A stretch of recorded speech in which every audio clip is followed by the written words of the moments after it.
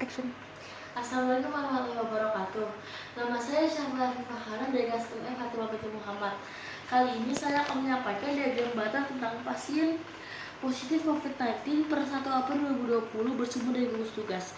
Di sini ada beberapa provinsi di Indonesia seperti Sumatera Utara, Bali, daerah istimewa Yogyakarta, Sulawesi Selatan, Jawa Barat, dan DKI Jakarta dengan kasus pasien positif COVID-19 tinggi di Indonesia, yaitu 808 kasus.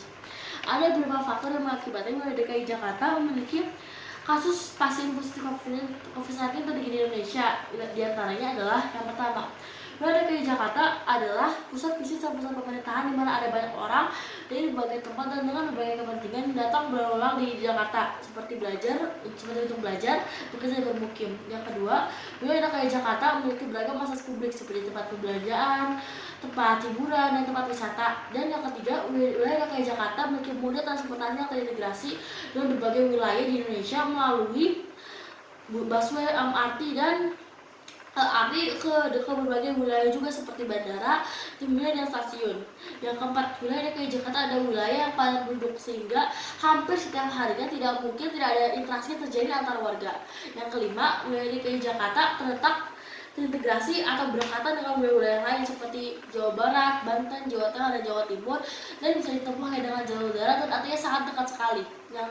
Dan yang keenam, wilayah DKI Jakarta belum terlalu dapat melakukan pembatasan dengan ketat keluar masuk orang ke wilayah DKI Jakarta.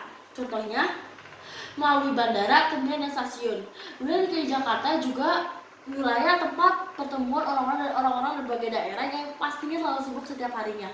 Di diagram yang saya buat, wilayah Sumatera Utara adalah wilayah yang paling sedikit terkena COVID-19 yaitu dengan 22 kasus.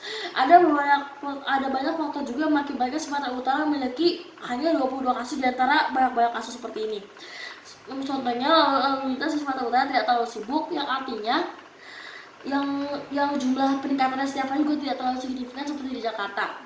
Dan di sementara di Indonesia, Maluku ada wilayah yang paling sedikit terkena positif COVID-19 yaitu hanya sekitar 1 kasus. Jadi di wilayah Maluku ada sebuah provinsi yang terletak di sebuah pulau juga, dan pulaunya tidak berdekatan dengan pulau lain yang artinya terpisah oleh lautan di mana lautannya tidak terlalu padat. Orang-orang tidak terlalu sering keluar masuk di wilayah tersebut.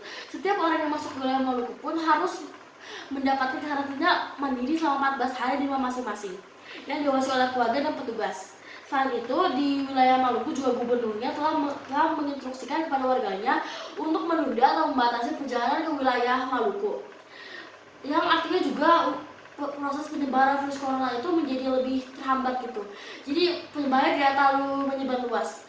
Dan satu pasien positif COVID-19 di Maluku tersebut juga sekarang kabarnya telah sembuh dan bisa keluar dari rumah sakit. Jadi mulai dari sekarang mari kita tetap menjaga pola hidup sehat dan selalu cuci tangan dengan setiap harinya. Dan wassalamualaikum warahmatullahi wabarakatuh.